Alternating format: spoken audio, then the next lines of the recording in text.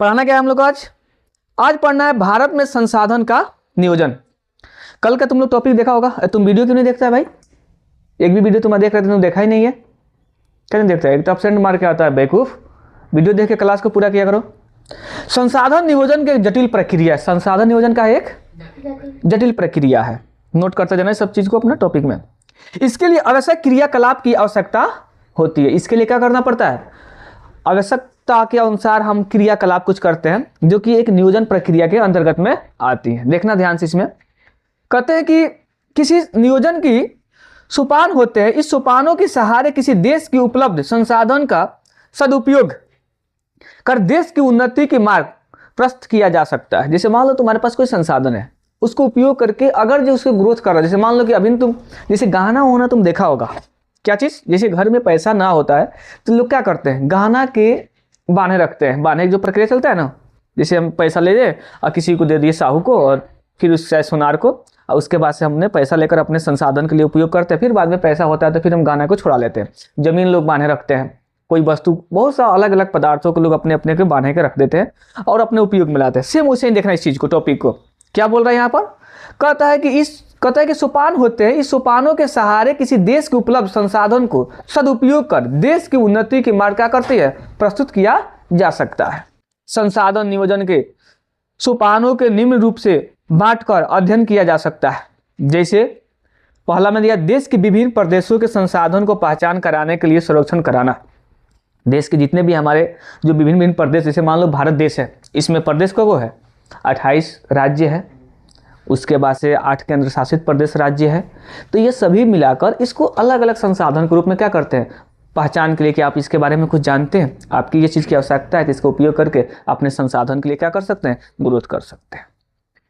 कहते हैं कि संरक्षण प्रांत मानचित्र तैयार करना, संसाधन की गुणवत्ता और मात्रा के आधार पर मापना और आकलन करना। हम उसके हिसाब से पता करेंगे हमको कितना चीज़ की आवश्यकता है, इसमें क्या क्या गुण है, इसकी कितनी हमारी ज़रूरत है। फिर आकलन करने के बाद से आकलन करते हैं, आकलन के बाद से हम अपने आवश्यकता के लिए उसको उपयोग करते हैं। कहते हैं कि संसाधन विकास योजना के मूर्त रूप से देने के लिए उपयुक्त औद्योगिक कौशल संस्थागत नियोजन की रूपरेखा तैयार भी करना होता है कि हमें इसे, आपके पास इस चीज़ को ज्ञान है कि नहीं है। अगर मान लीजिए कोई संसाधन के रूप में आपको दे, जैसे मान लो अभी तुम्हारे पास ज्ञान नहीं है, अभी तुमको हम कोई चीज़ दे दे, कोई केमिकल दे दे कि इसको ले लो, इसको बनाना है, पूरा देश जला लिया, रिएक्शन करके बमें बनाने के लिए क्या क्या लगा, मिसाइल बना के इस्तेमाल करने। यूरेनियम की जानकारी हम लोग के पास नहीं है, क्या करेंगे लेकर? यूरेनियम सबसे महंगा है, सोना से भी महंगा है। हम लोग की जानकारी है नहीं, यूरेनियम का इस्तेमाल करना हम लोग को पता नहीं है, क्योंकि हम उसके लिए उतना पढ़ भी नहीं किए, उतना नाम तुमको ज्ञान दे पाते हैं। तो कुछ ऐसे चीज होती है कि हम उसको परखेंगे, हमें कितना गुणवत्ता की आवश्यकता है, उसकी मात्रा क्या क्या है, उसकी क्या क्या हमारा हानि हो सकता है, क्या हमें लाभ हो सकता है उससे, उसके बाद से हम उसका आकलन करने के बाद से प्रयोग कर सकते हैं। फिर कहता है कि संसाधन की योजनाओं के मूर्त रूप से देने के उपयोग औद्योगिक कौशल और संस्थाओं के नियोजन के रूपरेखा तैयार करना, राष्ट्रीय विकास योजना के साधन विकास की योजनाओं के मध्य में संविध स्थापित करना होता है। कहते हैं कि राष्ट्रीय विकास योजना के संसाधन के विकास योजनाओं के मध्य में संविध स्थापित करना होता है। जैसे कि हमारे राष्ट्र में उस विकास योजना में क्या उसकी आवश्यकता है, तो उसके लिए हम क्या कर लेते हैं और फिर उसको स्थापित करते हैं कि हमारे पास ये चीज़ हो गया, हम इनसे लिए हैं और ये हमारी आवश्यकता थी। कोई डाउट? कहते ज्ञात कीजिए कि बिहार राज्य में सामूहिक भागीदारी की एक सहायता से आपके आसपास में संसाधन विकास में कौन कौन सा कार्य चलाए जा रहे हैं। आपके आसपास में इस चीज़ को देखना है। बिहार में जो भी जहाँ के लड़के होंगे, जहाँ के जो वीडियो देखते हैं, चाहे मान लो कि तुम जहाँ के जो बच्चे पढ़ते हैं, हर जगह के बिहार में बच्चा पढ़ रहा है, ये सब सरकारी बुक है, ये सरकारी एनसीईआरटी में भी इसका मान्यता होगा। एनसीईआरटी में जो बच्चा सीबीएसई वाला पढ़ रहा होगा, जो भी पढ़ रहा है, तो उसके आसपास में कुछ ना कुछ संसाधन होगा ना। जैसे मान लो इसमें बिहार का दिया कि बिहार राज्य में सामूहिक भागीदारी, सामूहिक भागीदारी समझते हैं, जिसमें सबका भागीदारी, जैसे मंदिर बनता है उसमें सबका भागीदारी होता है, चंदा के रूप में लोग कार्य उछलते हैं। इसमें कौन कौन से कार्यक्रम चलाए जा रहे हैं इसको पता है। जैसे मान लो देखो, मिनी ब्लॉक जो बन रहा है गवर्नमेंट के अंतर्गत में, इससे कितने फायदा हो रहा है। एक सामूहिक अंतर्गत में पूरे समूह के लोग ने, गांवों के लोग ने हड़ताल किया, घेरा, प्रशासन को रोका, फिर उसके बाद से यहाँ पर राजनीतिक वाले को रोका, मिनी ब्लॉक ट्रांसफर हो गया, हर पंचायत से बनने की प्रक्रिया शुरू हो गई है। इसे हर पंचायत हम लोग, तुम लोग का पुराना में बन रहा है, कितना अच्छा होने वाला है, कितना करोड़ों रुपया खर्च करके बन रहा है। फिर यहाँ पर हम लोग दियारा में बन रहा है। इसे सामूहिक जो मतलब अथी बन रहा है, मैरिज हॉल भी बन रहा है हर गाँव में, हर पंचायतों में। हम ब्लॉक की तो मिनी ब्लॉक के साथ मिनी थाना भी बन रहा है, फिर उसके बाद से मैरिज हॉल बन रहा है, हर पंचायत में बन रहा है। समझो कितने फायदा होगा, सामूहिक रूप में कार्य अंतर्गत में आएगा यह। ये संसाधन भी है हम लोग का। इसे मान लो जिसके घर पर बारात वारात टिकने की समस्या है, आंधी तूफान आ गया, वहाँ पे शादी ब्याह करो, सबसे अच्छा चीज़ है। तो ये ऐसे ही जो भी होगा सामूहिक, उसको हल्का सा एक नोट्स बना के उसको फेयर में दिखा देना।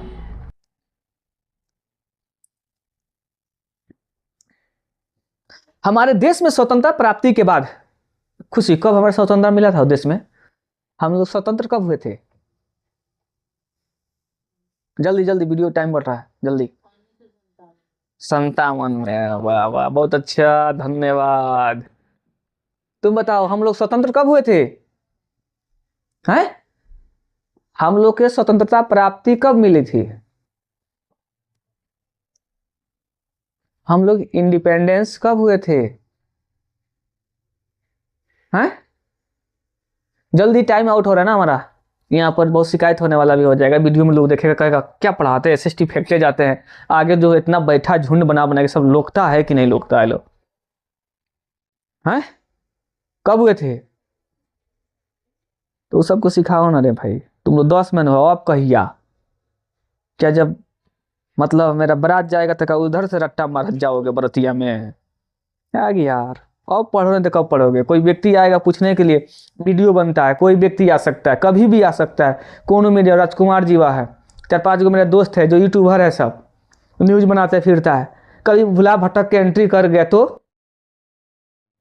आते रहता है मेरे घर पर, हमेशा आते रहता है। सब दोस्त है लो, बात करते हैं। कभी भुलाई भटकर सर जी आ गए, आपके स्टूडेंट से बात करना है, हो गया छुट्टी। कोनो मिस्टेक से मैक धरा दिया, वो कैमरा धाए चालू रहता है, मैक रहता है हाथ में, गया शिकायत, पूरे नील डुबा दोगे एकदम। पढ़ लो यार, वो थोड़ी जाने जा रहा है कि तुम न्यू आए हो, पुराना आए हो, चाहे नहीं पढ़ते हो। उसको लगता है जितना में एसएसटी फेंकते हैं कि तुम लोकता होगा।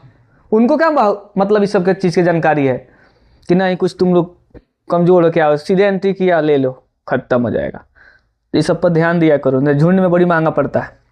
तो कहते हैं कि जब 15 अगस्त 1947, ध्यान से, ये सब नॉर्मल चीज़ है यार, ये सब तू 10 के बच्चा ही पढ़ता है। स्वतंत्रता के बाद हमारे संसाधन नियोजन के कहते हैं कि लक्षित उद्देश्य को हासिल करने के लिए प्रयास किया जा रहा था। संबद्ध भारत सरकार ने प्रथम पंच योजनाएं, ध्यान से, पंचवर्षीय योजना के अंतर्गत में बहुत सवाल पूछता है तुमको, लोकतांत्रिक में पूछेगा, इसको पढ़ना पड़ता है। प्रथम पंचवर्षीय योजनाओं से प्रयास है कि किसी भी इकाई पर विकास हेतु संसाधन के आवश्यक शर्त है, किंतु औद्योगिक संस्थान छाविक परिवर्तन के अभाव में केवल संसाधन की उपलब्ध ही विकास के संभव नहीं है। क्या अगर आपके पास पूरे संसाधन दे दे तो क्या विकास हो जाएगा? यह असंभव है। तुमको पूरे संसाधन से विकास कैसे कर लोगे भाई? तुम्हें उसकी जानकारी चाहिए। उस जैसे मान लो जानकारी के साथ भी उस उद्योग को हमें खपत करने की आवश्यकता है। जैसे मान लो अभी तुम्हारे पास कोई दे दे पैसा, 1 करोड़ रुपया दे दे, तो क्या कर लोगे? कंपनी खोल दे, और सामान ना बिकाए तो बेचना भी चाहिए ना तुमको, तब ना संसाधन विकास करेगा। जैसे मान लो कि हम कोई चीज को बिजनेस उद्योग करते हैं तो उसको बेचने चाहिए, व्यापार होना चाहिए हमको, व्यापारी रूप से पूरे चीज को जानकारी होनी चाहिए कि हम इस चीज को उपयोग करते हैं, ये चीज को हम मार्केट में यहाँ बेच सकते हैं। तब तो संसाधन रहते हुए भी हम उद्योगपति बनेंगे, नहीं तो सब कुछ रहते हुए भी हम लोग विकास यह नहीं कहलाएगा। देखो खुलेआम लिख रहा है यहाँ पर कि सभी संसाधन उपलब्ध से विकास संभव नहीं है। पूरे संसाधन उपलब्ध है तभी विकास नहीं, जब तक उसके पूर्ण हमारी जानकारी नहीं है, उसकी गुणवत्ता के बारे में पता नहीं है, उसकी हमारी मात्रा के बारे में पता नहीं है। जब तक पता नहीं रहेगा गुणवत्ता या मात्रा, तब तक हम कुछ नहीं कर सकते। इसीलिए लोग देखा, पढ़ा लिखल भी लोग गधे होते हैं। उसी को कहा जाता है कि सब कुछ जानते हुए भी वो व्यक्ति क्या है? मूर्ख है।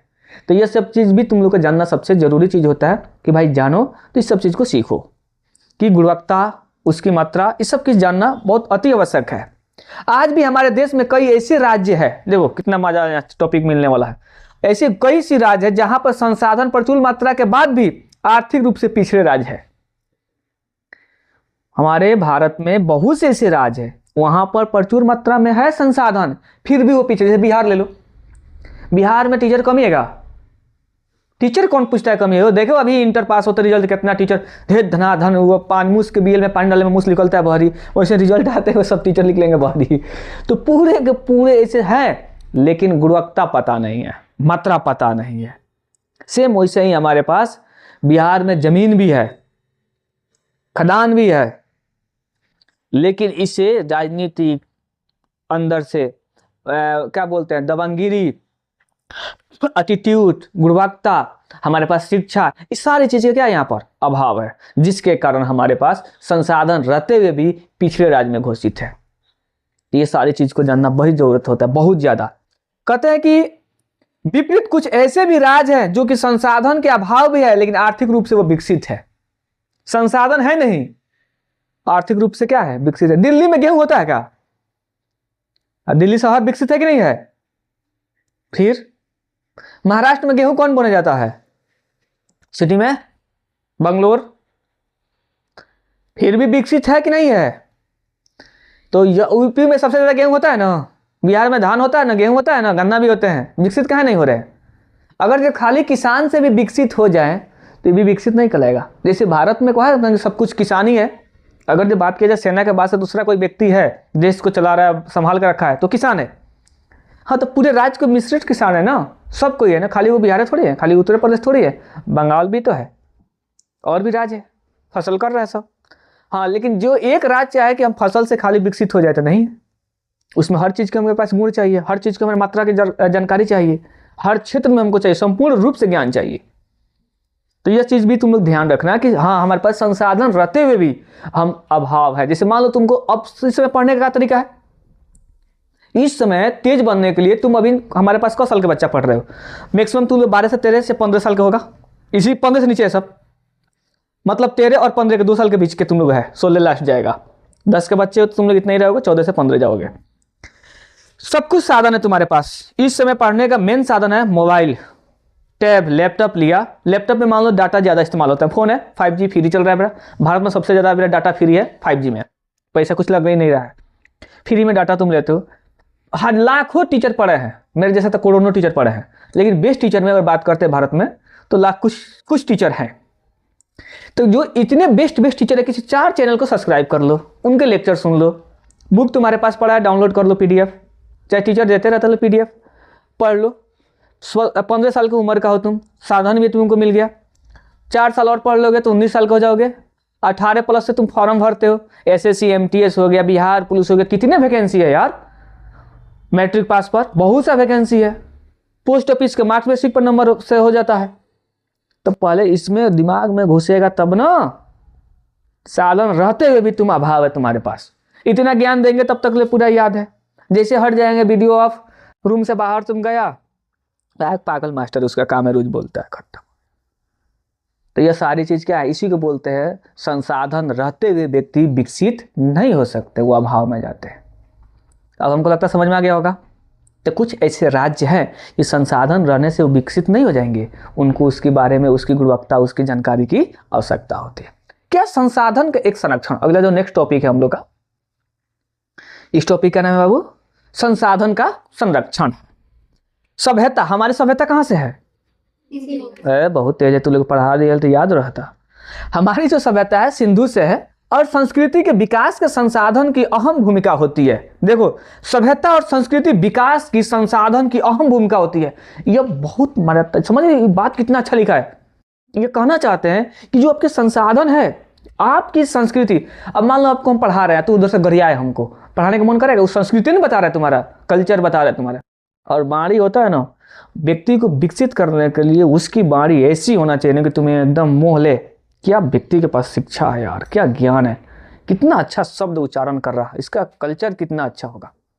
यह माने रखता है लड़का और लड़कियों में देखा जाता है, ये बहुत देखा जाता है। तुम्हारे फैमिली का नाम तब रोशन होता है या टीचर का, जब तुम अपने बाणी में बदलाव लाते हो, अपने संस्कृति, अपने कल्चर में पूरे एकदम इतना माहिर हो जाते हो कि बोलने, कितनों लोग गाली दे रहा है, निकल गया मुस्का के, अब झुक गया यार, घूम के ईटा फेंकने वाला, खत्म है। वो पहले का युग था कि नहीं मार देंगे, कपार फाड़ देंगे, वो नहीं है। जब हम खुद अहिर हैं, लोग बोलता है कि अहिर लोग कपार मार के फाड़ देता है, ये करता है वो करता है, अब कौन सा अहिर मार करने जा रहा है, एकदम सीमित हो गया है, शांत हो गया है पूरे एकदम। इसको बोलते हैं कल्चर। पूरे लोग अब सीख गया है, रणनीति, शतरंज, ये सब चल रहा है। ये कलयुग इतने खतरनाक है, तो इसी में पता चलता है कल्चर का। अपने कल्चर ऐसा बनाओ कि लगे किसी को कि हाँ तुम पढ़ल लिखल व्यक्ति हो, संस्कारिक व्यक्ति हो। यह चीज़ पर ध्यान रखना, तब जाके तुम संसाधन में विकसित होगे। और पैसा कमाना है ना, तो सबसे पहले इसको सुधार लो। ऑफ करो भाई, ये काम करो, लाइट ऑफ कर दोगे ना यहाँ से तो हो जाएगा ऑटोमेटिक। हो गया,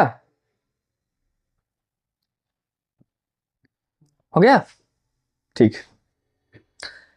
तो यह सब क्या है, हमारी संस्कृति और हमारी कल्चर किस पर डिपेंड करता है, हमारे संसाधन पर करता है। ये भी चीज को ध्यान रखना, अहम भूमिका। किंतु संसाधन को अविवेक पूर्वक समझना ध्यान से। तुम्हारे पास संसाधन है, अविवेक पूर्वक तुम उसका प्रयोग करते हो। जैसे फोन तुम सबको मिला है, पहले 2020 के पहले फोन बच्चन के नहीं था। कोरोना काल से बच्चन को फोन देना अलाउ हो गया।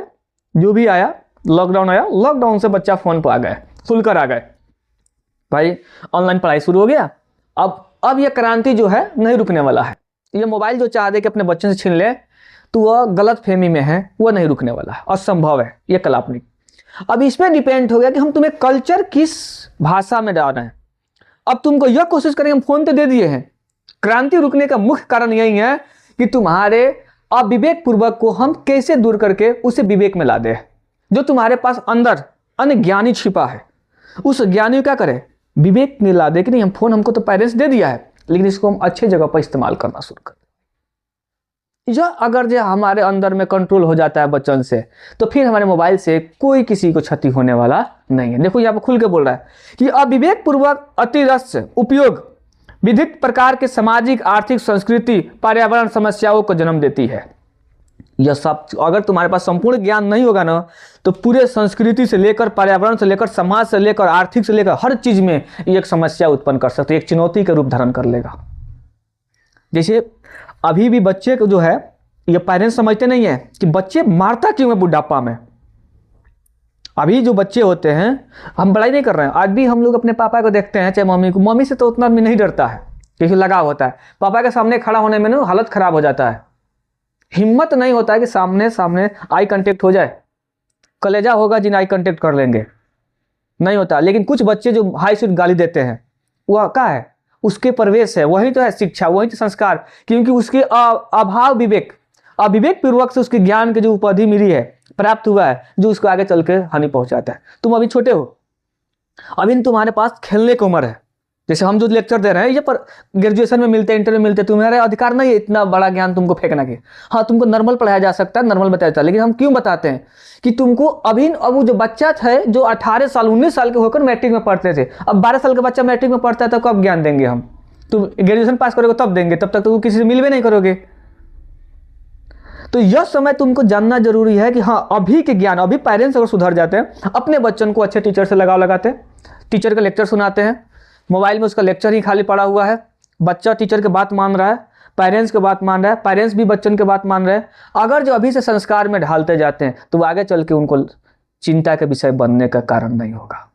अगर जो अनदेखा करते हैं, बच्चा पढ़ रहा है, 9th में पढ़ रहा है, कोनो बात नहीं, छोटा है, 12 साल का तो उम्र का है, 13 साल का है, तब तक वो इंटर में चला जाएगा। इंटर के बाद से बच्चा कंट्रोल करना असंभव है। वह बच्चा अगर उसके पास 9, 10th, 11th, 12th स्ट्रांग है, वह बच्चा को टीचर कंट्रोल कर लेंगे। जिसके पास नहीं स्ट्रांग है, वह बच्चा कोई कंट्रोल करके दिखाए। तुम लोग के साथ में बच्चा बहुत खेलता है, किसी को मजाल कोई टीचर रोक दे, टीचर का फाड़ के फेंक देगा सब। इसके मतलब वो आगे चल के पेरेंट्स को भी फाड़ने वाला है, एकदम फाड़ेगा, ना के सवाल पैदा हो नहीं सकता। वेट करो, धीरे देखो, शादी ब्याह होने दो, उसके बाद से क्या कांड करने वाला है कोई नहीं जानता है। तो यह हमारे अविवेक पूर्वक हमारे अस्तित्व को, हमारे विभिन्न प्रकार के सामाजिक को, आर्थिक को, संस्कृति को, पर्यावरण को, समाज को, यह सब के सब एक चुनौती का जन्म देती है। इसीलिए ज्ञान पूरा रखो, संपूर्ण जानकारी रखो। नहीं है तुम्हारे पास, थोड़ा सा रखो, टीचर की बात को मानने की क्षमता रखो। कहते हैं कि आवश्यकताओं संसाधन को नियोजित विवेक पूर्वक उपयोग ही संरक्षण कहलाता है। संरक्षण क्या होता है? जो हमें उस चीज के बारे में जानते हैं, जिसकी ज्ञान हमारे पास है, हम उसको अच्छे से उपयोग करते हैं और हमें भविष्य को भी पता चलता है कि इस ज्ञान से हमें आने वाले समय में कुछ फायदा होने वाला है। जैसे अभी तुमको पढ़ा रहे हैं, तो यह चीज अगर तुमको पता लगे, संरक्षण यह चीज होता है कि आज जो हम तुमको ज्ञान दे रहे हैं, यह ज्ञान आगे चल के काम आने वाला है। तो तुम क्या है, शांति माहौल से सुन रहा है, नहीं, हमको आज की ज्ञान जो होगा आगे भविष्य में आवश्यकता पड़ेगी, उसी को क्या कहते हैं? संरक्षण कहते हैं। हम अपने ज्ञान को आगे के लिए भी सोच कर रखें, जो विवेक पूर्वक हमारे पास क्या है? ज्ञान है। कोई डाउट? समझ में आ रहा है? क्या बस प्राचीन काल से संसाधन का संरक्षण समाज सुधारकों, नेताओं और चिंतकों का एक पर्यावरणवादियों के लिए एक चिंता का ज्वलंत विषय रहा है। इस संदर्भ में महान दार्शनिक एवं चिंतक महात्मा गांधी के विचार प्रशंसनीय है। महात्मा गांधी सच में, अगर कोई बात करें, देखो तुम लोग पढ़ा लिखा है, कभी भी किसी व्यक्ति के बहकावे में किसी नेता पर उंगली मत उठाना। अगर मेरे पास तुम लोग पढ़ते हो, जैसे समाज में क्या चलता है, यह चीज तुम लोग ध्यान सुनना। तुम जैसे विकसित हो जाओगे ना, जैसे तुम ग्रोथ करने लगोगे, तो तुम्हारे ही अपना आदमी जो तुम्हारा खास है, वो तुम्हारा विरोध करेगा, तुम पर उंगली उठाने को, तुम्हारे चिंतन के कहेगा तुमको मानते हैं, और तुम्हारे अंदर बुरा इतना सोचेगा जो तुम सोच नहीं सकते हो, कल्पना नहीं कर सकते हो, वह तुम्हारे अंदर उसे घृणा से देखेगा। खाली तुम विकसित ना हो जाओ, अभी चाहे विकसित होने की कगार पर शुरू ना हो जाओ, चाहे तुम पढ़ने में तेज हो जाओ, देखो तुम्हारे जो अपना आदमी है तुमसे इतना जलेगा, तुमको बदनाम कर सकता है, जो तुम सोच नहीं सकते हो, तुम्हारे अंदर वो है ही नहीं गुण, वो गुण तुम्हारे पर ऑब्जेक्शन लग जाएगा कि जब तुम्हारे कल्पना नहीं कर सकते हो। तो यह चीज को ध्यान रख। देखो महात्मा गांधी पर बहुत सा ऑब्जेक्शन लगता है, तनी नहीं, बहुत ऑब्जेक्शन। तुम लोग यह चीज को ध्यान रखना, जब तक पूरा SST पूरा हिस्ट्री पढ़ना मत, तब तक किसी नेता के बारे में शब्द का बारी का उपयोग मत करना। अभी मान लो जो संकट आ जाए, अभी हम लोग जो बैठे हैं, इस संकट में हम लोग क्या करेंगे? बचने की कोशिश करेंगे ना। फिर आने वाला पीढ़ी बोलेगा कि उनके पास गेट था, मेन गेट था, उतना फील्ड था, उतना लड़के थे, उतना सेना था, उनके इतना लड़के बात मान कहीं नहीं मार के भगा दिए। अरे गधे, अभी तो फंस गए, तभी तो बचेंगे ना। सेम वही चीज़ है जब हमारे देश में उस समय क्रांति चल रहा था, उस समय पूरा देश हमारा तहस नहस था, गांधी जी उस समय देश बचाए कि पहले मार के भगाएं? कुछ समझ में आ रहा है? तो इसलिए कभी तुम लोग हिस्ट्री पढ़ाएंगे, उस समय तुमको इनके बारे में पता चलेगा। इसलिए किसी भी गांधी जी के बारे में या किसी भी नेता के बारे में पहले जानो, उनकी सोच, उनकी नैतिकता, तब तुम डिसाइड करने लायक तुम्हारे माइंड में आएगा कि यह चीज गलती था, यह चीज सही था। डायरेक्ट डिसाइड मत करना किसी का अनसुनी हुई कहानी पर, और किसी पर भी ऑब्जेक्शन मत लगाना, क्योंकि आगे चल के तुम लोग भी हो सकता है टीचर बनेगा तो तुम पर ऑब्जेक्शन लगेगा। ऐसा गंदा गंदा ऑब्जेक्शन, देखो हर चीज का ऑब्जेक्शन लगता है। जैसे मान लो बिजनेसमैन बनोगे तो तुम पर ऑब्जेक्शन लगेगा कि प्रोडक्ट जाली बेचता है, डुप्लीकेट बेचता है, ठीक है। दूध वाला बनोगे, वही रो तो पानी मिला के बेचता है, इसका दही फट जाता है, ठीक है। टीचर बनोगे तो फालतू है, फिलहाल है, बहुत तरह की ऑब्जेक्शन लगता है भाई, बहुत।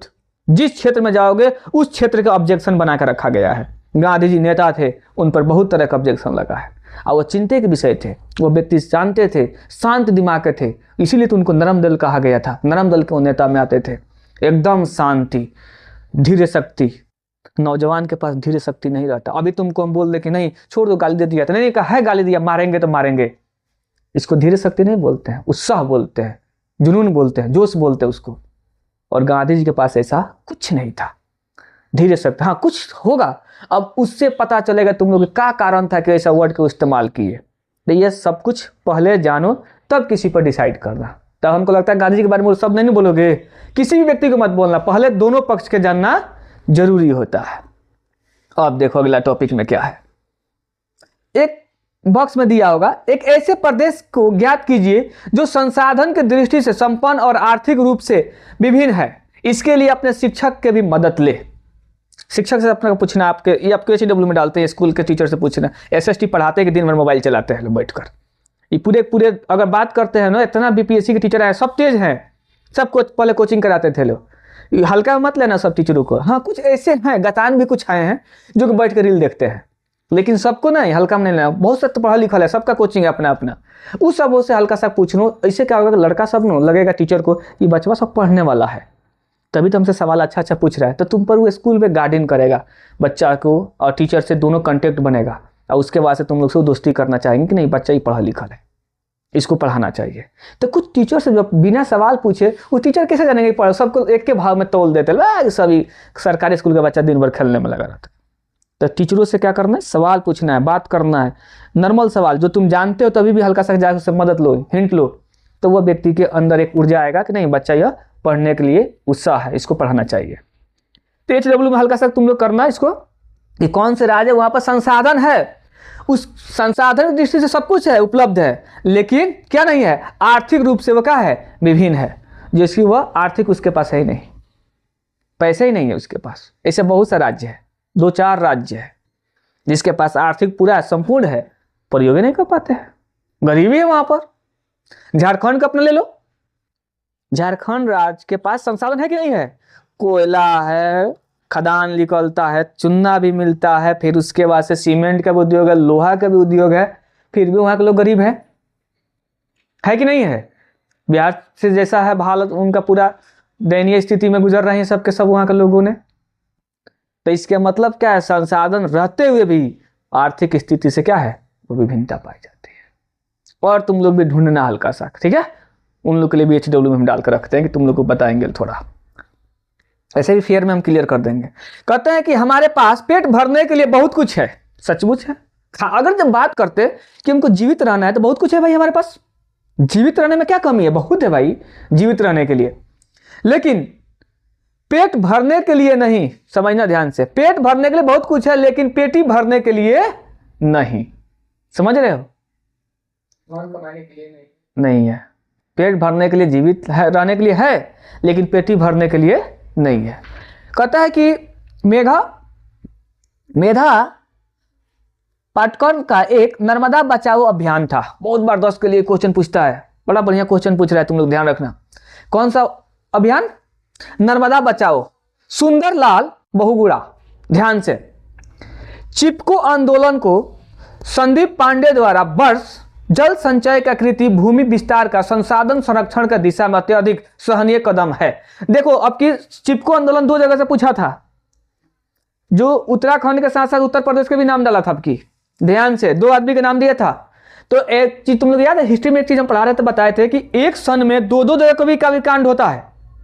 बस होता है कि लेखक को पहले जो माइंड में है वो तो लिख दिए, बाद में फिर उसी सन में पीछे लिखते हैं नेक्स्ट ग्राफ में।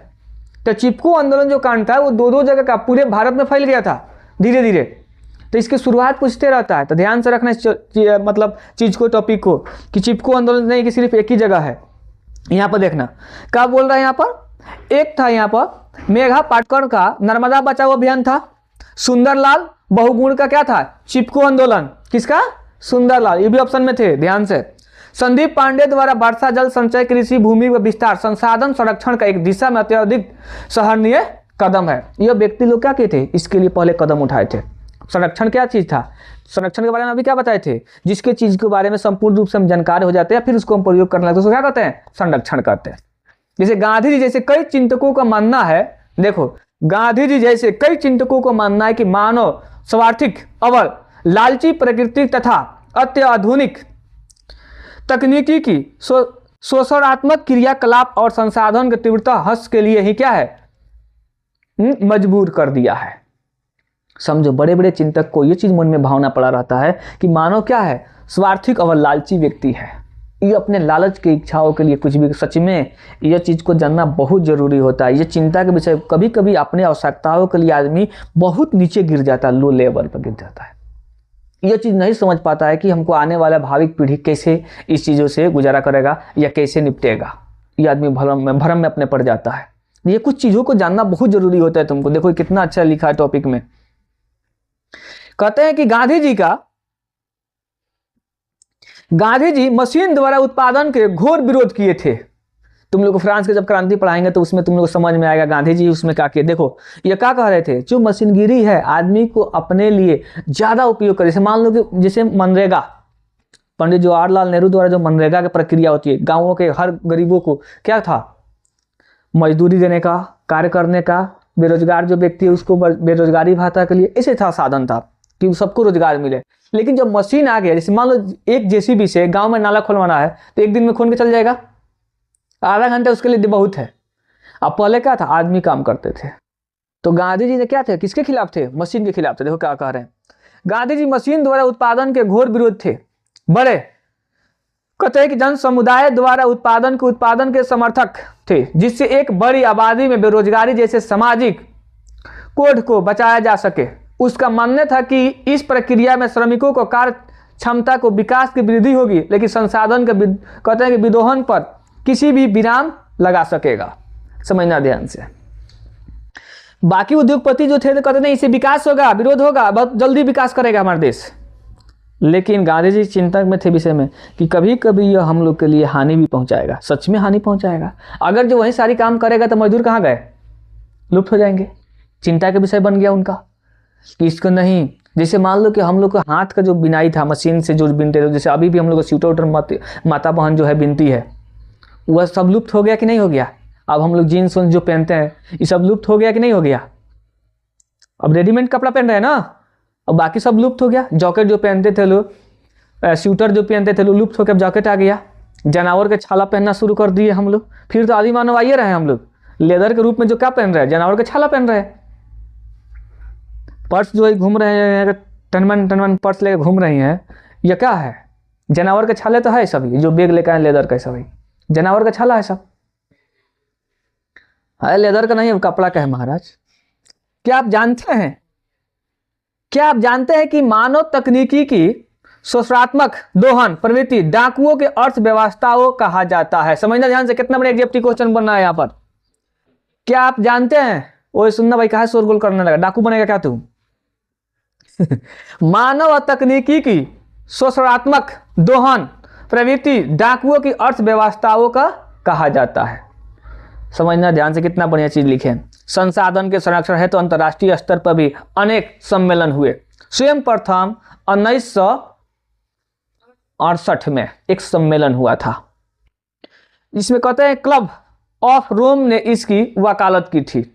और 1974 ईस्वी में सुमशेर की पुस्तक स्मॉल इज ब्यूटीफुल में इससे संबंधित गांधी जी के विचार प्रकाशित हुए। कहता है कि वन लैंड्स आयोग द्वारा प्रस्तुत 1987 में प्रतिवेदन की संसाधन संरक्षण के संबंध में विश्व जगत के दृष्टि से खोलने के कगार पर सिद्ध हुआ। इसे सतत विकास कभी संकल्पना के साथ साथ संसाधन संरक्षण पर भी बल दिया गया।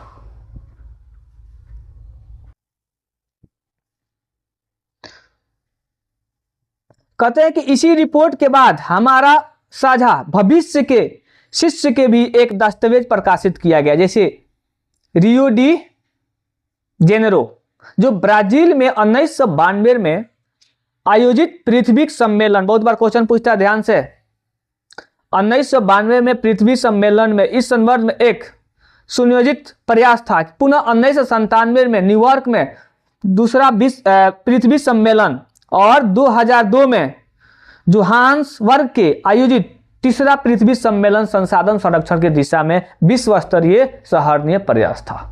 3 बार पृथ्वी संशोधन के लिए जो हुआ है सम्मेलन बनाया गया था।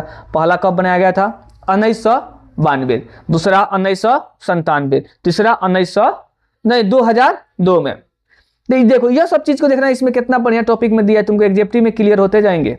हल्का बॉक्स में देखना एक चीज लिखा है कि आप जानते हैं पर्यावरण संरक्षण है तो स्वयं प्रथम स्टॉकहोम के विश्व शिखर सम्मेलन 1972 में आयोजित हुआ था। इसकी सम्मेलन के पश्चात प्रति वर्ष 5 जून को पर्यावरण दिवस के रूप में भी मनाया जाता है। तो पर्यावरण दिवस समझते हो ना, पेड़ पौधों को जो बचाया जाता है, इसके लिए भी तो एक एग्जेक्टिव तुमको यहां पर काम कर जाएगा कंपटीशन में। पहली बार सम्मेलन 1972 और वही चीज को किया गया 5 जून को पर्यावरण दिवस के रूप में भी मनाया जाता है। सतत विकास की अवधारणा, अगला टॉपिक है हम लोग का।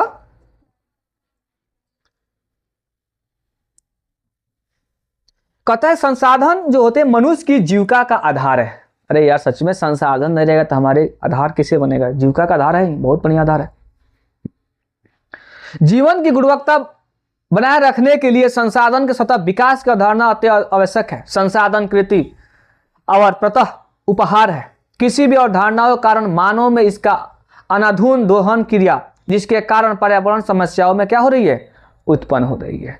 देखो सच में यार इतना ना लोग पेड़ काट रहा है, पेड़ लगाता लोग जही से ही है, अब बेसी कर क्या कर रहे हैं, काटने की प्रक्रिया शुरू कर रहे हैं। यह भी एक हमारे क्या है, चिंता का विषय है।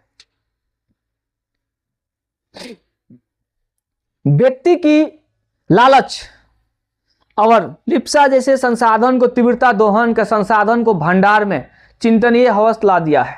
संसाधन को केंद्रीकरण खास लोगों के हाथों में आने में समाज में दो स्पष्ट भागों में बट गया है। सच में जितने भी धनिक लोग हैं ना, संसाधन वो अपने अंदर में कब्जा कर लिए। देखा ये सब बड़े बड़े जितने भी है ना, जंगल पड़ता है उस पर उद्योगपति कब्जा कर लिए, जितने भी प्रदीपीय है उस पर कब्जा कर लिए, अपने हिसाब से इसका उपयोग कर रहे हैं। जो स्टीम फाइल में देखा कहाँ बना कर रखा है, सब उद्योगपति जाकर कब्जा कर लिया उसको। संसाधन को गजब बना दिया सब उद्योगपति ने, सब लूट रहा है, लूट। इसके मतलब यह कलयुग में जिसके पास शक्ति है, पावर है, वही सब कुछ है, बाकी कुछ नहीं। संसाधन उसी के अंदर में काम कर रहा है। तो इसलिए पहले एजुकेशन गोटा करो। जिसके पास एजुकेशन होगा उसके पास ऑटोमेटिक शक्ति उत्पन्न होना शुरू हो जाएगा। वह जाति पाति से, पहलवान से, बॉडी से कुछ काम नहीं आने वाला है। जिसके पास एजुकेशन है वही सबसे ज्यादा धनिक है।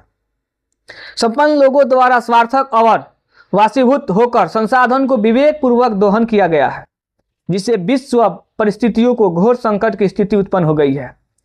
भूमंडलीय ताप, ओजोन क्षरण और पर्यावरण प्रदूषण, मृदा संरक्षण, भूमि विस्थापन, अम्लीय वर्षा और समय ऋतु परिवर्तन जैसी परिस्थितियों संकटकता की पृथ्वी पर व्यस्त सभ्यता और संस्कृति को निगल जाने की तैयारी है। देखो इतने ऐसी स्थिति डगमग हो गया है कि हमारी सभ्यता के साथ साथ हमारी सारी की सारी ऋतु कभी असब समय पर आना शुरू हो गया। पहले समय समय पर बारिश होता था, समय समय पर ऋतु में परिवर्तन होती थी। और पर्यावरण में अस्त छेड़छाड़ लोग कर दिए हैं कि पर्यावरण जो है प्रदूषण हो जाने के कारण इसमें सारी बदलाव आ गई है। ये जो ठंडी भी उतना नहीं पड़ा, इसका मतलब बारिश पूरा होने वाला है। तुम्हारे पास मानसून भी ज़्यादा आएगा, धूप भी ज़्यादा होने वाला है। मतलब मौसम चेंज हो गया, बहुत कुछ होने वाली है, समस्या होने वाली है। यह पर्यावरण में खाली छेड़छाड़ करने का नतीजा है। यह भी बहुत बड़ा आगे चल के ये चिंता का विषय है। कहते हैं कि इन स्वार्थी तत्वों को देशों द्वारा अनवर्थ विद्रोह चलते रहा तो पृथ्वी पर जैव संसाधन विनाश के आयोग पर समाप्त हो जाएगा। अगर जो इस पर ऐसा ही चलते रहा प्रक्रिया तो फिर पूरा का पूरा क्या हो जाएगा, खत्म हो जाएगा। उपयोग परिस्थितियों में कहते हैं कि निजात पाने पर विश्व शांति के साथ जैव जगत के गुणवत्ता पूर्वक जीवन लौटाने के लिए स्वयं प्रथम समाज में संसाधन को नए और संगत बंटवारा अपरिहार्य है। दूसरे शब्दों में संसाधन को नियोजित उपयोग होना क्या है, आवश्यक है। इसमें पर्यावरण को बिना क्षति पहुंचाए भविष्य की आवश्यकताओं को मुद्देनजर वर्तमान विकास के कायम रखा जा सकता है। ऐसे धारणाओं में सतह विकास कही जाती है। इसे वर्तमान विकास के साथ भविष्य की भी सुरक्षित रख सकते हैं। तो सतह विकास समझ में आया? सतह विकास में जो हमारे पृथ्वी पर हो रही वर्तमान में जो स्थितियां है, इस पर क्या हो रही है, जो बदलाव के कारण हमारी मौसम, हमारी संस्कृति, हमारी वेशभूषा, हमारे पृथ्वी पर होने वाले परिवर्तन, इस सभी फसल से लेकर पर्यावरण से लेकर सभी में बदलाव आ रही है। ये भी एक चिंता का विषय है। अगर जिस प्रक्रिया से हम अगर जिस पर अपने कंट्रोल नहीं कर पाते हैं तो हमारे जैव मंडल में जो हो रही है, जैविक जो भी चीज़ हो रही है, इसमें चेंजिंग आ जाएगा, जिससे एक संकट का विषय बन जाएगा। अगर इसको हम सुधार लेते हैं कि आने वाले भविष्य भी हमारे अच्छा गुजरेगा और वर्तमान भी अच्छा गुजरेगा। ऐसी प्रक्रिया को, ऐसे संसाधन को सुधारने की प्रक्रिया क्या कहते हैं हम? सुरक्षित क्या कहते हैं? सतह विकास। कोई डाउट? क्या बस अब देखना कि बॉक्स में दिया होगा पृथ्वी प्रथम सम्मेलन क्रियाकलाप। कल एक 5 मिनट का वीडियो बना देंगे कि खत्म, अभी बना देंगे ना, आ जाओ खत्म कर देते हैं। टॉपिक खत्म होते 45-40 मिनट का हो जाएगा वीडियो। लेकिन कहता स्मरणीय तत्व प्रथम पृथ्वी सम्मेलन, कहते हैं कि आयोजन हुआ था 3 से लेकर 14 जून तक। याद रखना बाबू, 3 से लेकर। कहते हैं कि 1992 को रियो डी जेरो ने किया गया था, जिसमें विकसित और विकासशील देशों में लगभग 178 प्रतिनिधियों ने भाग लिया। रुको, 1992 था और ऊपर क्या दिया था? प्रथम सम्मेलन 1992 था। सही, ठीक है ठीक है ठीक है।